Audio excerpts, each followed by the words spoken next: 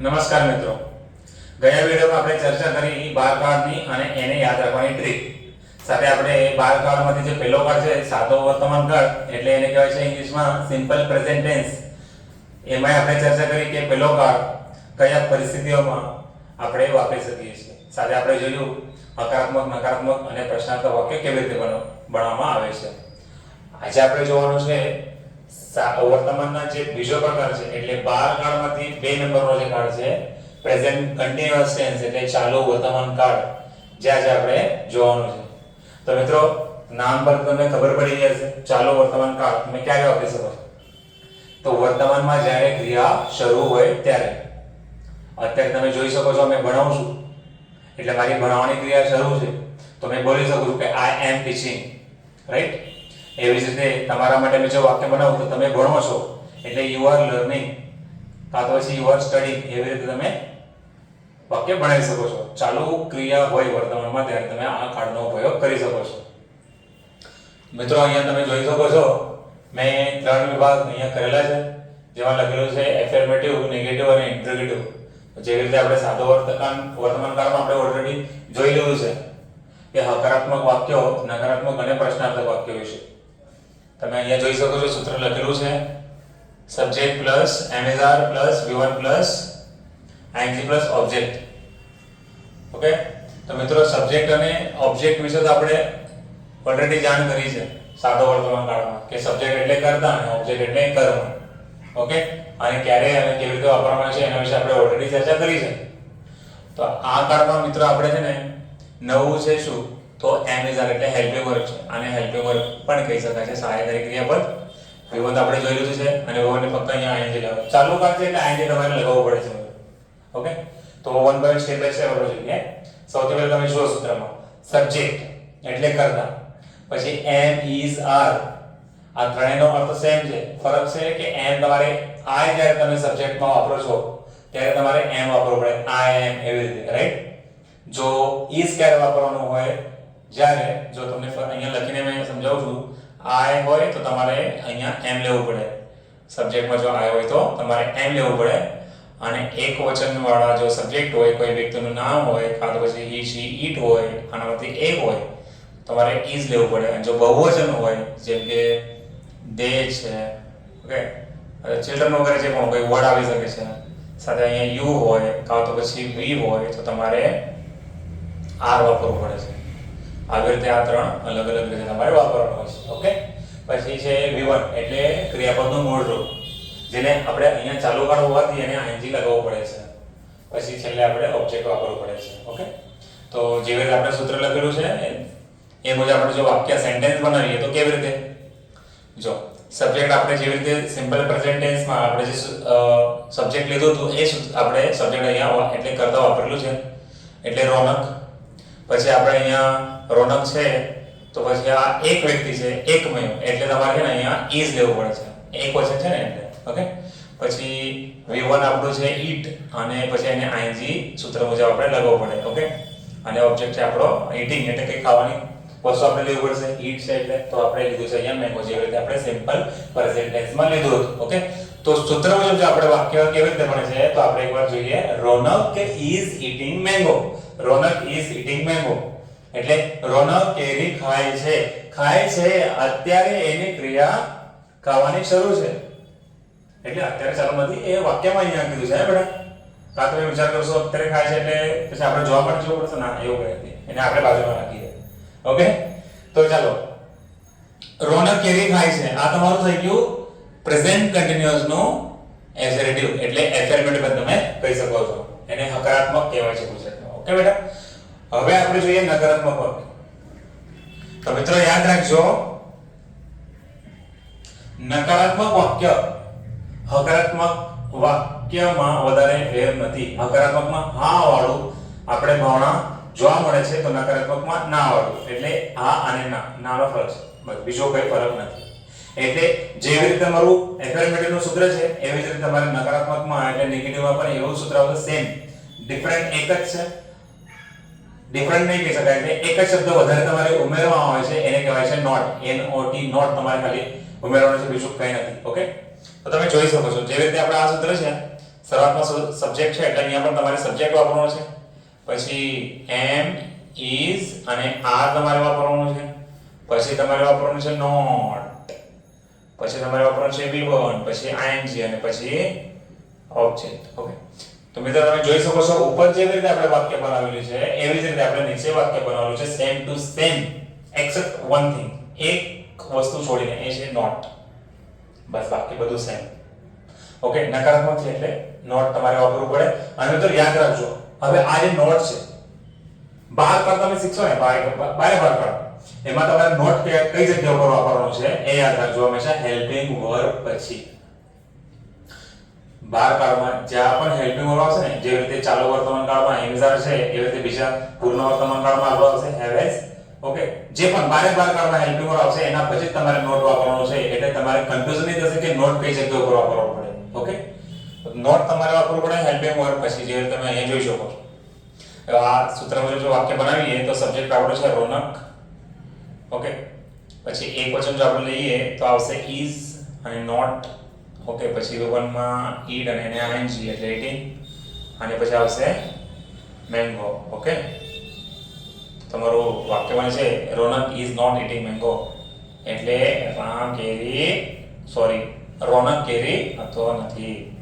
Okay, રોનક કેરી ન ખાય છે. ઓકે, નહીં ખાય છે. નહીં ખાય છે તો નહીં ખાય છે, આપણે એવું કરવાનું. ઓકે, પછી આપણે જોવાનું છે પ્રશ્નાર્થક વાક્ય, જેમાં જેવી રીતે મિત્રો તમે જોયું કે હેલ્પિંગ વર્બ પછી તમારે નોટ ઉમેરવાનો છે, વધારે ફેર નથી. એવી જ રીતે તમારે પ્રશ્નાર્થકમાં પણ સૂત્ર સેમ આવશે. ફરક છે તો શું? તો તમારે હેલ્પિંગ વર્બ જે છે આ તમારે શરૂઆતમાં અહીંયા વાપરવું પડે છે એટલે તમારું શરૂઆતમાં વાપરવાનું છે એટલે અહીંયા કેપિટલ લેવાનું પડે ફર્સ્ટ લેટર. ઓકે, એટલે એમ ઇઝ અને આર આ થયું તમારું હેલ્પિંગ વર્બ અને પછી આવશે સબ્જેક્ટ.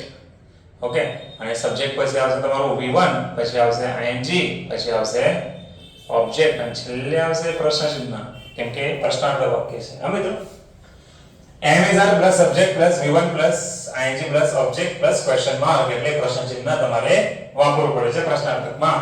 અને આ બધા જ વસ્તુ આપણે શીખી લીધી છે. ડાયરેક્ટ વાક્ય બનાવીએ જેથી તમને ખબર પડશે. વાક્ય તમારું બનશે આપણું સબ્જેક્ટ છે રોનક અને એક વ્યક્તિ છે એટલે તમારું હેલ્પિંગ વર્બ છે is Raunak eating mango. Eat V1 ing માં આવી ગયું અને ઓબ્જેક્ટ તમારું મેંગો આવી ગયું પ્રશ્ન ચિહ્ન. ઇઝ રોનક eating mango એટલે રોનક કેરી ખાય છે. રોનક કેરી ખાય છે ભાઈ તો એને ખબર, આપણે શું ખબર. ચાલો આપણે આ તમે જોઈ શકો છો મિત્રો પ્રેઝન્ટ કન્ટિન્યુઅસ ટેન્સ એટલે ચાલુ વર્તમાન કાળ જેમાં આપણે હકારાત્મક નકારાત્મક પ્રશ્નાર્થક જોયું છે. ઓકે, તો બરાબર તમારે સૂત્ર યાદ રાખવાનું છે અને પછી એ સૂત્ર તમે કેવી રીતે વાક્ય બનાવી શકો છો એ તમે શીખી લેશો. અને કંઈ પણ તમને પ્રશ્ન હોય તો તમે કમેન્ટ બોક્સમાં જણાવજો. હવે આપણે જોવાનું છે ત્રીજો કાળ. ત્રીજો કાળ છે વર્તમાનનો જ એક પ્રકાર છે. ઓકે, જેનું નામ છે પ્રેઝન્ટ પરફેક્ટ ટેન્સ એટલે પૂર્ણ વર્તમાન કાળ. તમે જાણી શકો છો પૂર્ણ વર્તમાન કાળ છે જો વર્તમાનમાં તમારી ક્રિયા પૂર્ણ થઈ ગઈ હોય કાં તો પછી કોઈ ક્રિયા કે જેને પૂર્ણ થવા માટે વધારે સમય નહીં થયો હોય તો એવા પરિસ્થિતિમાં તમારે આ કાળનો ઉપયોગ કરવાનો હોય છે. જે રીતે આપણે વાક્યમાં કે અત્યારે જ આપણે છે ને આ પ્રેઝન્ટ કન્ટિન્યુઅસ ટેન્સ પૂર્ણ કર્યો છે તો મારે જો બોલવાનું હોય કે આ કાળ મેં અત્યારે જ પૂર્ણ કર્યો છે તો કેવી રીતે બોલી શકું છું કે I have completed present continuous tense just now. કે મેં અત્યારે પ્રેઝન્ટ કન્ટિન્યુઅસ ટેન્સ પૂર્ણ કર્યું છે. આ રીતે તમે બોલી શકો છો. કેટલો વિષય છે તો મિત્રો જો જેટલી વધારે તમે પ્રેક્ટિસ કરશો ને વાક્ય બનાવવાની કોઈ પણ કાળ હોય જેટલી વધારે પ્રેક્ટિસ કરશો જેટલા વધારે વાક્ય તમે બનાવશો એટલી વધારે તમારી પ્રેક્ટિસ થશે અને એટલું વધારે તમે વાક્ય અલગ અલગ બનાવી શકો છો. ઓકે, તો કાળનો યુઝ તમને મેં કહી દીધું, ઉપયોગ તમને કહ્યું જ્યારે ક્રિયા વર્તમાન પૂર્ણ થઈ ગઈ હોય. તો મિત્રો તમે જોઈ શકો છો અહીંયા મેં હકારાત્મકમાં ફોર્મ્યુલામાં સૂત્ર લખેલું છે. ઓકે, જેમાં સબ્જેક્ટ ઓકે ઓબ્જેક્ટ વિશે તમે જાણો છો અને મેં શરૂઆતમાં તમને V3 વિશે પણ ઇન્ફોર્મેશન આપી હતી. જો ક્રિયાપદનું ભૂત કૃદંત રૂપ એટલે ત્રીજું રૂપ તમારે પૂર્ણ કાળમાં વાપરવું પડે, પછી એ વર્તમાનનો હોય, ભૂતકાળનો હોય કે પછી ભવિષ્યનો હોય. ઓકે, અને પછી અહીંયા નવો હેલ્પિંગ વર્બ છે. જેવી રીતે અહીંયા am is are હતું ને એવી જ રીતે અહીંયા have has કરીને આવે છે, જેમાં તમે જોઈ શકો છો. તો સૂત્રમાં આપણે ફટાફટ વાક્ય બનાવીએ. તો સબ્જેક્ટ આપણું છે રોનક, તો આપણે અહીંયા રોનક લઈએ. પછી have અને has માં ક્યારે વાપરવાનો?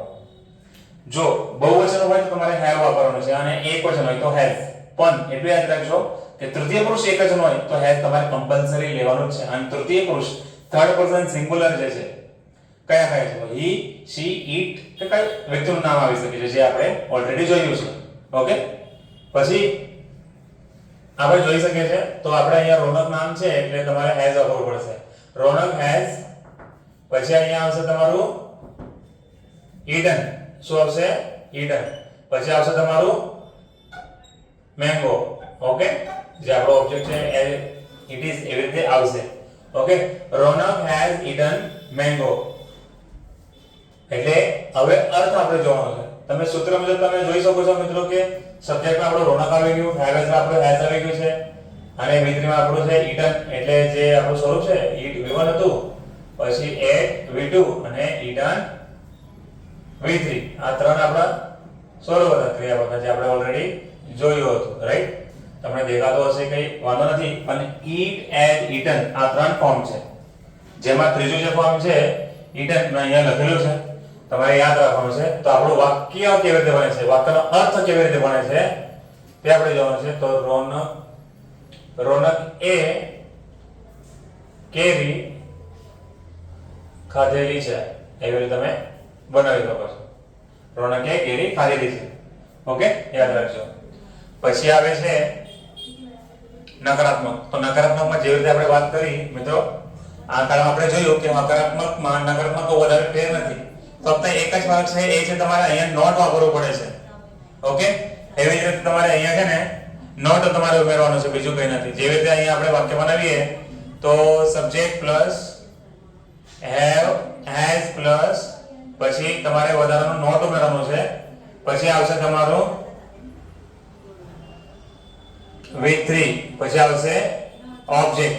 તો મિત્રો જેવી રીતે આપણે અહીંયા ચર્ચા કરી છે તમે જોઈ શકો છો. તો subject plus has plus not plus V3 plus object. Okay, તો આ જે સૂત્ર છે તમારો હકારાત્મક અને નકારાત્મકનો તમે ડિફરન્સ ખાલી જોઈ શકો છો. એક ફરક છે એ છે નોટનો, બીજો કોઈ ફરક નથી. ઓકે, તો સૂત્રમાં આપણે જો વાક્ય બનાવીએ તો આપણું વાક્ય બનશે રોનક has not with આપણું eaten, Raunak has not eaten અને ઓબ્જેક્ટ છે મેંગો. ઓકે, અને એનો જો અર્થ આપણે લખીએ તો રોનક એ કેરી ખાધેલી નથી, એને નથી ખાધેલી, નહીં ખાધેલી. ઓકે, એવી રીતે તમે લઈ શકો છો. એવી રીતે મિત્રો તમે નેગેટિવ પણ બનાવી શકો છો. પછી આપણે બાકી રહ્યું એક જ. ઓકે, અને છેલ્લું છે આપણું ઇન્ટરોગેટ એટલે પ્રશ્નાર્થક. પ્રશ્નાર્થકમાં વધારે કંઈ ફેર નથી, જેવી રીતે આપણે જોયું. ઓકે, કે હેલ્પિંગ વર્બ જે છે એ શરૂઆતમાં તમારે લેવું પડે અને સબ્જેક્ટ તમારે 2 નંબર ઉપર. એવી જ રીતે તમારે અહીંયા છે ને તમારે હેલ્પિંગ વર્બ શરૂઆતમાં લેવું પડશે. શરૂઆતમાં લેવાય એટલે એને કેપિટલમાં લખવામાં આવે છે. have, has, પછી આવે છે તમારું have has પ્લસ, પછી આવે છે સબ્જેક્ટ, પછી આવે છે V3, પછી આવે છે ઓબ્જેક્ટ, પછી આવે છે પ્રશ્નચિહ્ન, પ્રશ્નાર્થક છે એટલે. ઓકે, તો આપણે જો વાક્ય બનાવીએ તો તમે જો આપણો સબ્જેક્ટ રોનક છે. હવે રોનક હોવાથી આ થર્ડ પર્સન સિંગ્યુલર છે એટલે એક પર્સન છે, તમારે અહીંયા has દેવું પડશે. તો has રોનક, V3 છે આપણો eaten, has રોનક eaten, પછી આવશે મેંગો પ્રશ્નચિહ્ન. એટલે વાક્ય તમારું બનશે રોનક એ કેરી ખાધેલી છે ક્વેશ્ચન માર્ક. રોનકે કેરી ખાધેલી છે. ઓકે, ખાધી છે, તમે લઈ શકો છો, કઈ વાંધો નથી. તો મિત્રો એવી રીતે આપણે બીજો અને ત્રીજો કાળ જે તમને બોર્ડ ઉપર વ્યવસ્થિત રીતે મેં એક્સપ્લેન કર્યું છે, હકારાત્મક, નકારાત્મક, પ્રશ્નાર્થક ત્રણે ત્રણ ફોર્મ સાથે. એમાં સૂત્ર તમારે યાદ રાખવાનું છે. સૂત્ર યાદ રાખશો એટલે તમારે વાક્ય બનાવવાનું આવશે અને વાક્ય જેટલા વધારે બનાવશો મિત્રો એટલું વધારે તમને સમજણ પડશે. અલગ અલગ રીતે તમે વાક્ય બનાવી શકો છો. ઓકે, ઓબ્જેક્ટ જેવી રીતે મેં વાક્ય બનાવ્યું છે એવી જ રીતે નહીં, તમે ઓબ્જેક્ટમાં વધારે મોટા જે ઓબ્જેક્ટ આવે છે એ પણ તમે લઈ શકો. સબ્જેક્ટમાં પણ તમારે અલગ અલગ સબ્જેક્ટમાં આઈ, બરાબર, પછી જે પ્રોનાઉન મેં સમજાવેલું તમને આઈ, વી, યુ, દે વગેરે, પછી કોઈ પ્રાણીઓનું નામ વગેરે વગેરે બહુ બધા અલગ અલગ તમે વાક્ય બનાવી શકો. જેટલું વધારે પ્રેક્ટિસ કરો એટલું વધારે સારું રહેશે મેડમ તમારા માટે. ઓકે, તો વધારેમાં વધારે વાક્ય બનાવો. ઓકે, અને આપણે આ 3 જે બીજો અને ત્રીજો કાર્ડ જે છે કમ્પ્લીટ કરીને મેં હવે વિરામ લઉં છું. તમે સાંભળવા બદલ મેં તમારો આભાર વ્યક્ત કરું છું. તમને જો વિડીયો સારો લાગ્યો હશે મિત્રો તો તમે ચેનલને સબસ્ક્રાઇબ કરો, લાઈક કરો, શેર કરો, તમારા મિત્રોને પણ જણાવો. Okay, thank you.